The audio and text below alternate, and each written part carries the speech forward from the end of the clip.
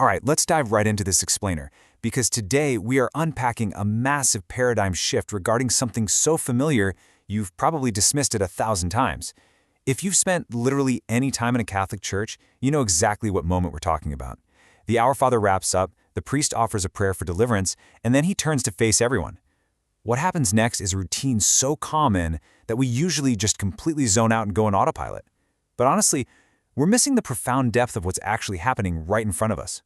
See, there's a huge contrast between our everyday assumption of this awkward little intermission and the profound theological reality of a sacred summons. Most of us kind of treat this moment as a seventh-inning stretch in the liturgy, right? We give that awkward wave across the aisle, flash a quick smile, maybe even just catch our breath before the communion line starts. But we've got to totally flip that mindset. This is absolutely not a break in the action. It's a sacred, demanding summons to divine reconciliation. So let's get into the first big point here. This is not just small talk. Right after the Our Father, when the church is invited to exchange peace, it is deliberately not meant to be some casual social greeting. It is so easy to slip into the habit of treating the people in the pews around us like, acquaintances at a coffee shop.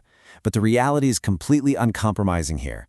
You basically need to cross the word intermission right out of your vocabulary when it comes to this part of the Mass. Which brings us to our next major shift, understanding the actual command to reconcile.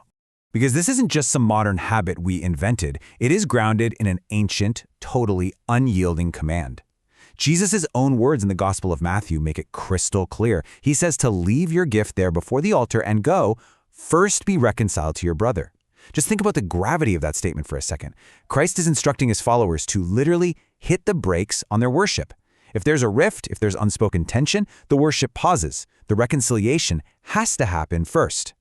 So the takeaway here is that the church takes this incredibly seriously. It's a direct demand to obey Christ's words to be at peace, forgive, and reconcile right before receiving the Eucharist. It's placed exactly there in the liturgy for a very specific reason. Right before you walk up the aisle to receive what the church teaches is the actual body of Christ, you are actively commanded to embody peace, drop the grudge, fix the division. Okay, so moving along, let's talk about what we're actually giving when we offer Christ's peace. Because when the priest turns and says, "The peace of the Lord be with you," he isn't just sending out his own personal good vibes. He's announcing the peace of Christ. And look at the incredible journey of that specific peace. It's a peace that was born in the humility of Bethlehem, preached on the dusty roads of Galilee, brutally nailed to the cross, and then permanently sealed in the resurrection. I mean, that is a heavy, hard-won peace. So when you turn to your neighbor, you're actively extending Christ's definitive victory over all human bitterness and division. You aren't just saying, "Hey, hope you have a nice day." No way. You're looking at another human being and verbally offering them the ultimate triumph over sin and betrayal. It totally elevates a simple handshake into this profound spiritual transmission. And all of this serves as the ultimate preparation for communion. The spiritual stakes we're talking about here are intense. The source points out that it's fundamentally impossible to truly embrace the Eucharist while harboring resentment toward your fellow parishioners. This is where the rubber meets the road, guys. Think about how disjointed it is to walk forward with open hands to receive Christ while keeping your heart totally locked down to the person standing 2 feet away from you.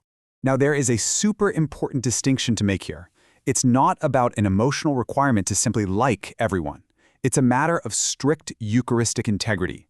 You don't have to have warm, fuzzy feelings for everyone in the room. Liking someone, that's an emotion. But loving them, willing their good, and offering them the peace of Christ, that's a decision. And that decision is what gives you true Eucharistic integrity. Which completely reframes our next point, viewing the church as a family. Because the Mass is a family meal, right? It's not a private devotion. You're summoned to offer this divine peace to everyone around you. We don't receive the Eucharist in total isolation. You don't just lean over and say peace to the buddy you rode to church with. You're called to offer it to the stranger, the older woman beside you, the altar server, and yeah, even the person who snags your favorite parking spot every single week. But honestly, that brings up a really challenging question. Why should we be expected to offer this sacred divine peace to the difficult ones?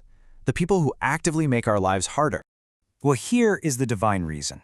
We have to offer them peace because Christ died for them too. Christ dwells within them. When you look at the person who annoys you the most, you're looking at someone for whom the peace of Christ was won on the cross. The world outside is constantly trying to fracture us into little tribal camps. But the Eucharist, It fundamentally unites what the world tries to divide.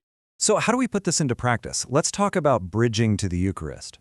The absolute first call to action here is to stop simply going through the motions. When the priest invites you to offer peace, mean it. No more empty gestures. No more just staring at your shoes. When you say the words, actually attach your will to them. Second, you have to live it. You have to actively live out this divine reconciliation in real time with the people standing right next to you. It's an active verb. To live it means letting the reality of what you're doing pull you out of your comfort zone and into genuine connection. And third, let it soften you. Allow this profound ritual to transform your internal posture from defensive to completely open. Look, we all carry armor into the pews. We bring the stress of our week, our hidden bitterness, all of it. You're being asked to let this invitation of peace dismantle that armor.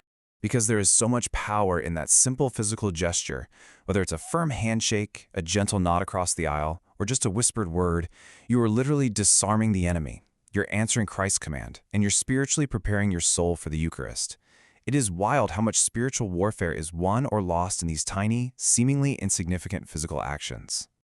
So as we wrap up, remember this. Peace isn't just a pause button before the Eucharist. It is the bridge that leads directly to it. It's the necessary span over the chasm of our own isolation and bitterness. You literally cannot get to the altar without walking over this bridge first. So my final question for you to chew on is this. Next time you hear the priest's invitation, how will you choose to cross that bridge? Will it just be another awkward intermission, or will you accept the sacred summons to divine reconciliation? Keep the insights from this explainer in mind the next time you stand up in those pews. I promise you, it changes the whole shebang.